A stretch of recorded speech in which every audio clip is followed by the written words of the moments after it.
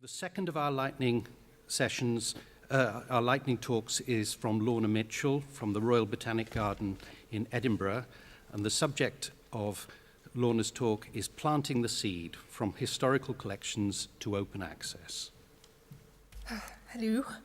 Right, as they say, now for something completely different. I've now been at the RBGE, as we know it, or the Botanics, as you may also know it if you follow Twitter, for about a year, and in that year I've never yet missed an opportunity to talk about the garden and the collections, so I couldn't pass this one up. Doing it in 7 minutes is going to be the challenge. What I'd like to do is just to tell you a little bit about the organisation, about the library and the collections that we have, and then spend a couple of minutes talking about some of the projects that we've got planned for the future and that we're involved in. So just a very quick introduction to the garden. We're the second oldest botanic garden in the UK, much older than that whippersnapper at Kew. The only one that's older than us is the one in Oxford. We're a non-departmental public body, so we're directly funded by the Scottish Government, and we're a research provider for the Scottish Government, working across different areas. In addition to the garden at Edinburgh, we've got 3 other sites located at Benmore, Doik and Logan. They're all very different gardens and all worth a visit. They're wonderful. There are approximately 250 staff within the institution, and 1/3 of those are based in science, which is the division that the library is based in.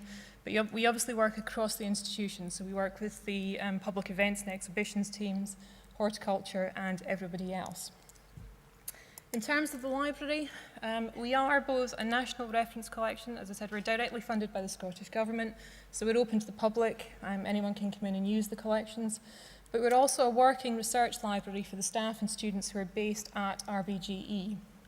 It's a very small team, so we've got 4.5 FTE staff. The 0.5 is my archivist, which is a real challenge, given the size of the collection. So we've got about 70,000 books dating from the 15th century up to date, approximately 150,000 volumes of journals. We've never actually had time to count them all. A large collection of original artworks, and as I mentioned, the archives, which include the garden's official records, as well as correspondence relating to collecting trips and so on. So a really varied collection. I'm going to spend the next roughly 4.5 minutes talking about 3 current projects that we're looking at. I realise there may be people in the audience who aren't particularly interested in any of these, but if you're just thinking about lunch, and partly also just because I can, the rest of the slides are basically just going to be some nice images from our collections and from the garden, to distract you from what I'm talking about. So that's our Palm House at the site at Edinburgh. So in terms of digitisation, the library dipped its toe in the water of digitisation a couple of years ago when we were part of the Biodiversity Heritage Library Europe project, in which we scanned the notes from the Royal Botanic Garden Edinburgh and made those available on the BHL Europe portal and at Europeana. What we're now looking at doing is getting a more systematic digitisation programme in. So we've invested in the scanning equipment, and we're now looking at working with our herbarium to create digital collections around both the herbarium and library collections. The herbarium consists of over 3 million plant specimens, and they have the fairly ambitious aim of digitising all of those in the next 5 years. I've made it clear I won't be doing the library in the same timescale, but we're starting to look at what we can do and how we do that. The other big challenge for us from a digitisation point of view is around images, and in particular photographic images. When our staff go off into the world collecting plants, they're increasingly taking images, and we have a huge collection.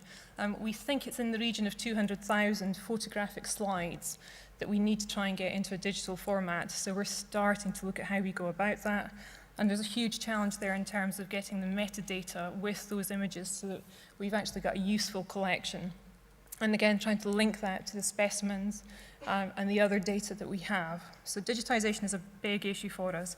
On a related note to that, one of the things we'd like to look at in terms of digitisation are nursery catalogues. So the catalogues of nurseries that sell plants. So if anybody has collections of those, I'd be really interested to talk to you and see if we could do something on that. Following on from the sessions this morning, impact is a huge issue for us. Obviously, we're sitting outside of the REF system, so we're not part of that. But given events that are happening at Kew and at other places, we're obviously looking at how to kind of prove the reason why the government should continue to fund us.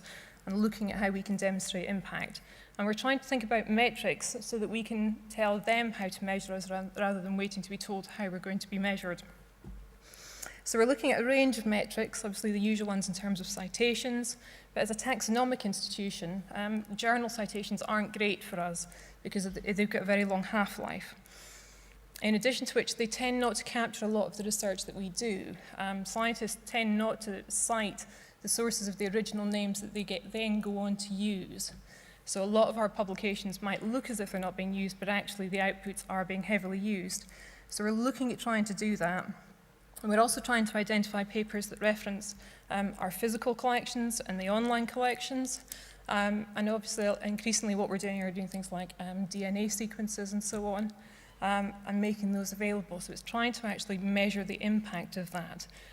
This is particularly challenging because anyone who references our collections in a paper does so using our acronym, which is the rather unhelpful E. So if you can tell me how I search for that, I would be really happy to hear about it. So that's impact. The last thing I was going to talk about briefly is open access. We are currently in the process of setting up an institutional repository, but we're also a publisher. Our main journal is published by Cambridge University Press, but we've also got an in-house journal called Seboldia, which publishes articles written by our horticulture team. So there's some really interesting stuff in there about gardening and how to improve what you're doing with your plants. But at the moment it's print only and nobody sees it. So the next thing we're looking at doing with that is moving it onto the open journal system and creating an open access version of Seboldia, which will hopefully increase the access and the impact of that particular title. Okay, I think I'm just about on track with the images that are scrolling up.